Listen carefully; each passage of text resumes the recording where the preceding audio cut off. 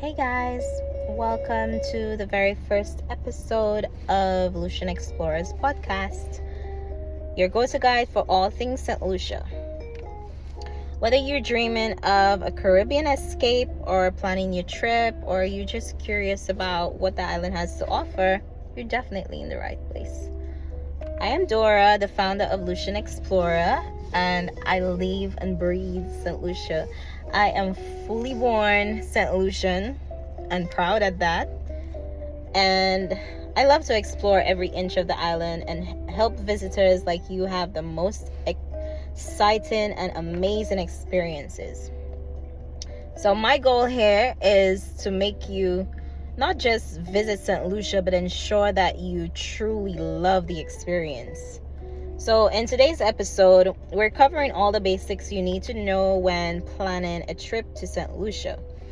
We will talk about the best times to visit, where to stay, must-do activities, travel tips, and a lot of hidden gems.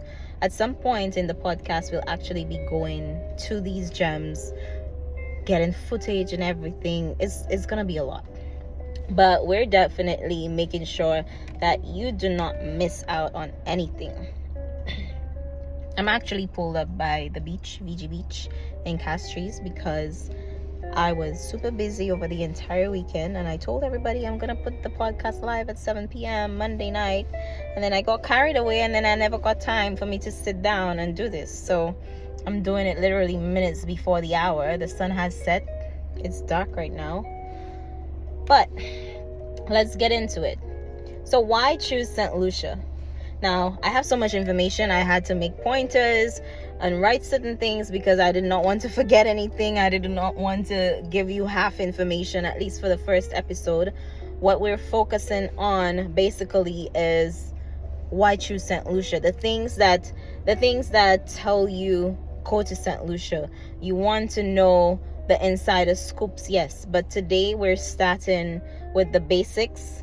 Why would we choose Saint Lucia? When to visit, what to expect, where to stay, the activities to do, the hidden gems.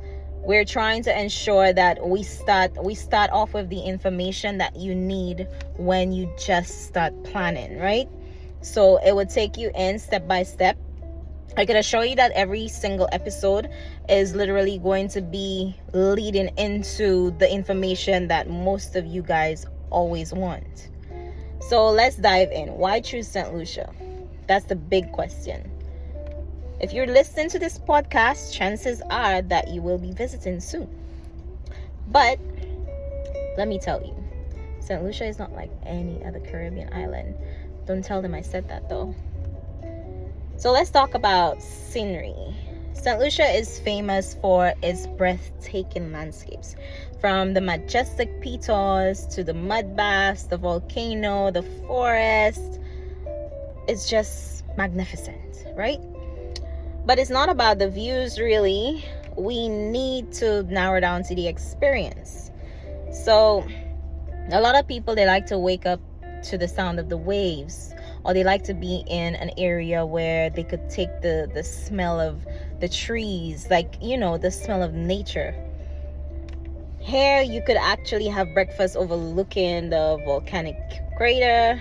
You could snorkel in crystal clear waters. My favorite snorkeling spot is definitely Sugar Beach. And of course, everybody loves sipping on a cocktail. All our beaches in Saint Lucia, they're not private. It's public beaches. So you're allowed to go to any beach that you want and nobody could tell you get off. So let's not forget the culture.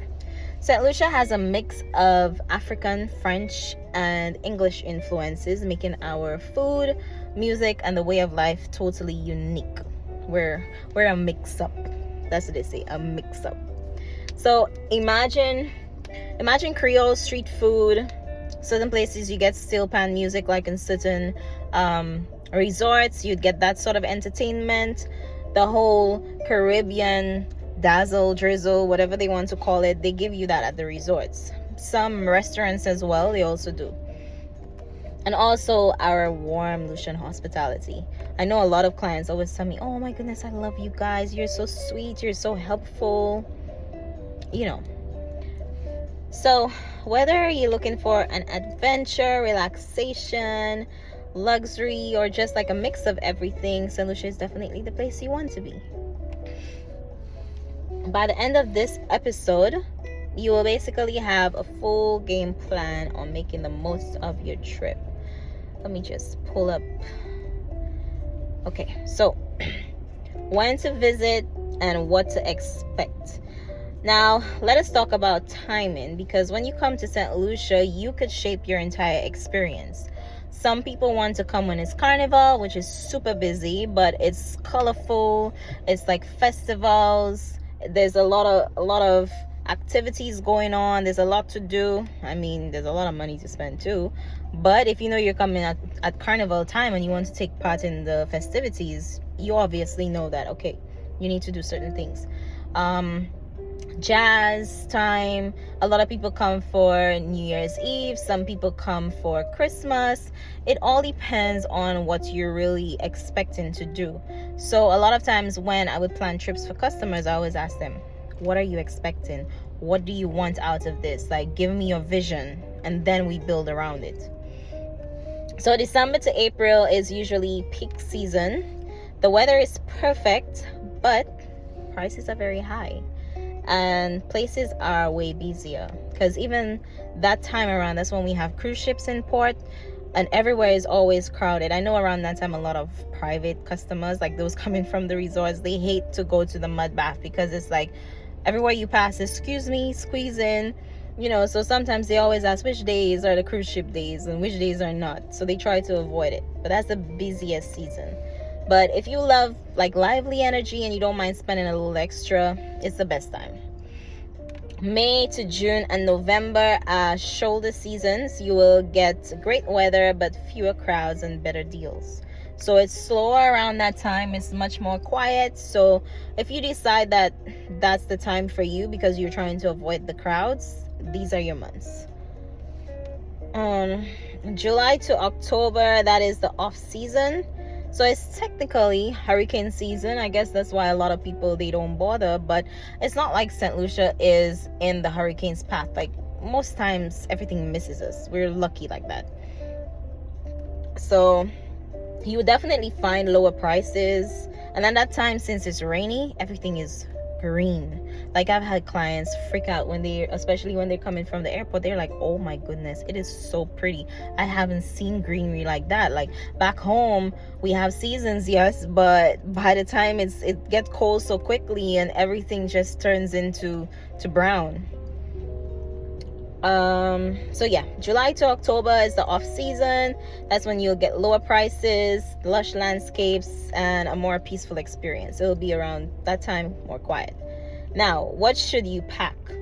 St. Lucia is warm all year round. So if you plan on hiking or exploring or taking boat trips, you'll definitely need light breathable clothing, comfortable walking shoes, your reef safe sunscreen, bug spray, a lot of bug spray. I would definitely recommend you to bring a lot of sunscreen and bug spray because it's super expensive down here.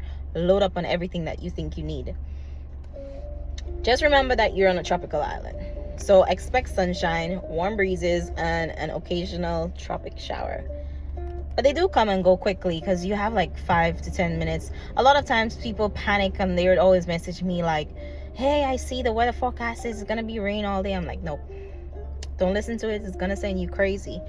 It's gonna be rain for like about 5 minutes or probably 10 minutes. The sun is gonna come out. You'll have sun for some time and then it's gonna rain again. Don't worry about it. You'll be okay. Okay, so another one of the biggest questions, where to stay, north versus south. You need to know what you want out of your vacation. As I always tell people, if you're staying in the north of the island, which is the lively part, that's when you go to the bars, you go to the restaurants, you go to the street party. There's always something going on. You go to the malls, it's busy. Castries, Point Surfing, it's always busy.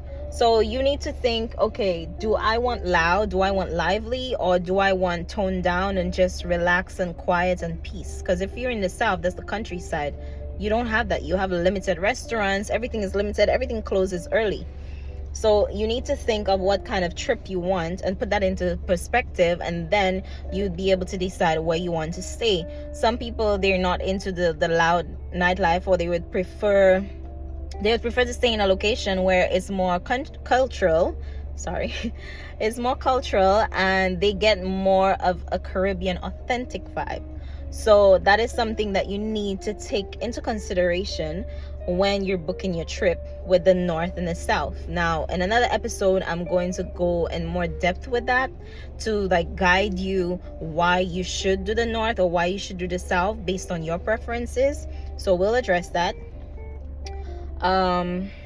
Okay, so let me break it down a little bit. The north, Rodney Bay, Castries, Gros Islet, Cap Estate area. If you love lively beaches, nightlife, shopping, and easy access to restaurants, as I said, it is definitely for you. Rodney Bay is the main tourist hub. So the gorgeous beaches like Reedree Beach and plenty of bars and restaurants, you're definitely in for a good time. Some of the resorts in the north, like the main ones everybody goes to, like Sandals Grand, the Landings, Bay Gardens Beach Resort. Bay Gardens has 3. There's the Bay Gardens Beach Resort, the Bay Gardens Hotel, and the Bay Gardens Marina Heaven, I think it's called, if I'm correct. But you have options. I think I didn't mention Cap Maison, Body Holiday. All of these I will break it down further in other episodes, because we need to make sure that we touch on everything. But we're starting with the basics for when you're just planning your trip to Saint Lucia. Best activities: the Gros Islet Street Party, Pigeon Island, shopping, obviously boat tours, definitely boat tours. 1 second, I need some charge. Yes, so definitely boat tours.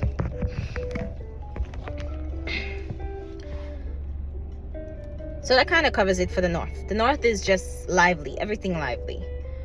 The south, if you're doing Soufriere and beyond, like a lot of people go to Soufriere, Choiseul, Labrie, they stay in Vieux Fort where Coconut Bay is, or they stay on the East Coast, Micoud, Dennery. There's a lot that you get from these areas, but you just have to remember everything closes early. There's limited places to eat, limited things to do. So yeah. Let's scroll down.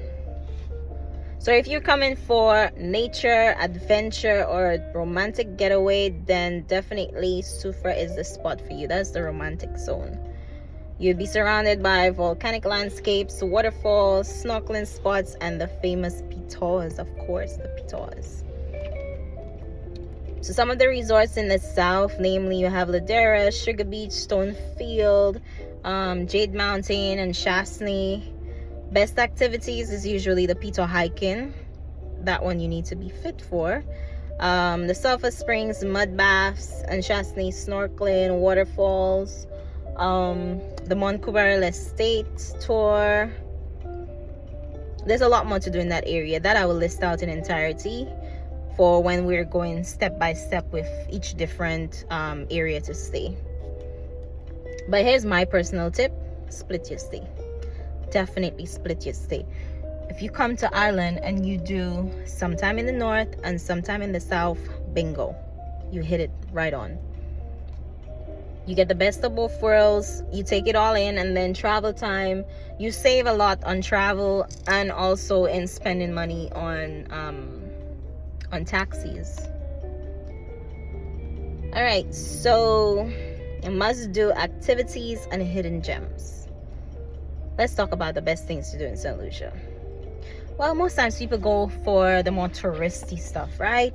Like, everybody hikes the Pitons, everybody goes to the mud bath or the Sulphur Springs, or they do the Tet Paul Trail, or they do the cultural tours, the plantation tours, the snorkeling, sunset boat rides, regular boat rides, party boat rides.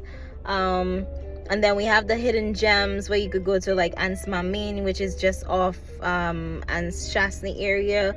The entire west coast, basically. You go to local Creole food spots. Night snorkeling is a thing. It's actually a thing. It's not something that people do a lot, but you need to find the right person. I could guide you with that, but it's fun. So in terms of the must-do activities and hidden gems, there's just so much that the island offers. You have ATVing in the north of the island. On the east coast, we have like 2 different places. In the south, there's one as well. You have one on the west coast. So it's all over the island. You have a lot to choose from. Maybe one day go ATV hopping, if that's the thing. But yeah, you could. In the north of the island, you also have the zip lining, the biggest one, the Rainforest Adventures. A lot of people love the aerial tram. It's more for the older folks who just want to keep relaxed and you're not adrenaline junkies like myself. You also have one on the east coast of the island. That one is a smaller zip line. I can't remember if it had 8 or 9 lines. I will update you on that in another episode when we break down everything. But there's that. You could go bird watching, you could go wine tasting, rum tasting. There's so much that the island has to offer, and there's so much that you could pack into different days, just ensuring that you do take your downtime to rest, because you can't be on vacation and just going. You need to rest. That's the point of it. Okay, so your travel tips. You definitely need to always check your passport. It needs to be at least 6 months. Renting a car is a question that a lot of people ask. Should I rent a car? I always tell them it's your comfort level, because remember, you're driving on the opposite side of the road. Also, you need to bear in mind that St. Lucian drivers are idiots and they don't care. They will cuss you out. And usually they know when you're a tourist, because they know you're driving a little bit crazier than us in a sense. You might probably forget. There's a lot of times I've been driving on the road and a guy is coming straight at me and he's not moving, but then you will see the little rental to the bottom of the vehicle, so you know, okay, yes, it's a tourist. But in his head, he's like, aren't you gonna move in the road for me? Because he's thinking he's on the right side of the road when he's actually on the wrong side of the road. So you have to bear in mind that our roads are super windy. It's very uncomfortable for somebody who is not accustomed to it, and it's something that you want to be cautious about, because it's like putting somebody at risk in a sense. Say for instance, you're here with your spouse and he's driving. You need to understand that he doesn't really see the scenery like you do. Majority of the times he has to be focused on the road. He has to make sure that you're safe. So whilst you're enjoying everything, he's missing out on a whole lot. But if you're a seasoned driver and you've done this before and you're comfortable, by all means, go for it. Get a rental. It's cheaper. It saves you a lot of money. But to each his own. It's not for everybody. Cash or cards. We do take both. A lot of the smaller sellers, like the vendors, those who don't have like an establishment or stuff, they would only do cash. But you need to be mindful and come prepared to have like 20s or lower. The main thing that we accept is the US dollar. They'll take the pounds, but not all times, because for us the pound rate goes up and down. So it's better for everybody that they just do the US. But sometimes people change the currency to our currency, which is accepted as well. Although people do prefer taking the US for some reason. A lot of the establishments which are in Soufrière, they accept card. Like a lot of people always ask, oh, do I need to hold cash on me? I think the only places that you really need to pay cash is the waterfalls. And if you want to purchase anything from the vendors, all the other stops that we have in Soufrière, they take card. So I would say don't walk with too much cash, because you also don't want to, just be walking around with endless cash. So you have a mixture of both, but just ensure that the bills that you have is 20 and below. A lot of places, they don't want to take the $50 or the $100 because they think it's counterfeit. Let me just scroll up here. Okay, so we basically touched on all the different things that you asked, like the main questions that you guys would ask yourself, or even I would ask you in the beginning. Definitely I need to know why you would choose Saint Lucia. Like where did you see Saint Lucia? What made you think like, hey, I want Saint Lucia to be my destination for my wedding? Or why did you choose Saint Lucia? Is it vacation, or you celebrating an anniversary, or your birthday? Just so that I could get an idea of what you're expecting. Like in a sense of, some people, they have a budget.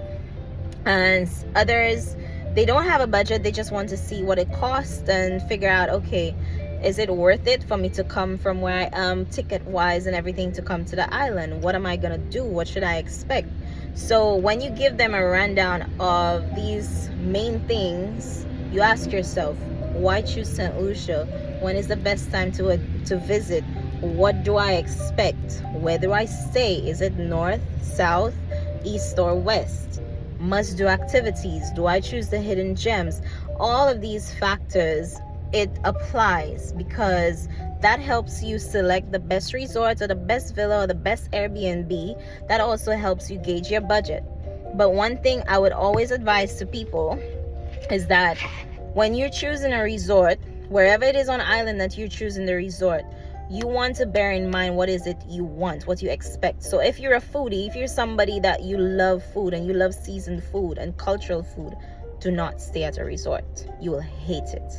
I've had a lot of people, they go at the resort because they don't know any better. They don't have anybody to guide them. Like, say for instance, like how I would walk you step by step through something. They don't have that and they're not comfortable. So they would always be like, I prefer to do the all-inclusive because I know I will always get drinks. There's always food accessible. I don't want to go around trying to figure out where do I eat tonight? What do I do? They don't want to do that. So it's just easier. But I could tell you, if you need somebody to help you plan staying at a villa and advising you at an Airbnb, you save like a lot of money. If you were supposed to spend $400, you'd probably spend less than $200, and then you're able to splurge that saved money on more activities, buying food out there, tasting all different cuisines at different restaurants. Because in Rodney Bay alone, I think there's at least over 10 restaurants. We have like Italian, there's Jamaican, there's Japanese, Trinidadian, regular local, there's sushi, yeah, that's like Japanese. So there's so much more that the island offers than just the regular resorts. Now, don't get me wrong, I love a resort as well. I love to be taken care of. But again, it all depends on your budget. You have to ask yourself all these questions because you want to see where your budget fits in. Now, I know a lot of people, they don't know that, there's that option. Some people do the research and, they get it. But some people just book it because it's comfortable. But if you ask yourself all these questions, then for sure, you're in for an amazing time on island. So we've come to the end of the first episode, where we've touched up the main questions that you ask yourself when coming to Saint Lucia. So I hope this gives you an insight for the first as to what you should ask yourself when coming to the island before you think of anything else. So the next time we have this episode, we'll start elaborating on all the points, and I will start breaking down the different places that I mentioned and everything, and guiding you and telling you why or where to go, what to do. We'll be breaking that down in the next episode. If you would like to follow me on Instagram, you go at Lucian Explora with an A, or you could also visit lucianexplora.com. I would be uploading a lot of tips and tricks and facts, questions and answers, everything that you need, everything that is discussed in this video as well. I am going to put it into writing form. If there's people who probably just, instead of watching the whole video, you probably just want to go take pieces of the information and like keep on going back to it. So yeah, I'm just checking and making sure that we touched on everything. We're perfect, good to go. So hopefully that you enjoyed this and you got some information out of it. I know it's basic, it's the start, so I don't want to overload you with any information, and I want to make sure that you're doing this the proper way. And I am hoping that you guys are going to tune in next time, because we'll definitely be giving you some more information. So thanks for tuning in this evening with Lucian Explorer. See you in paradise.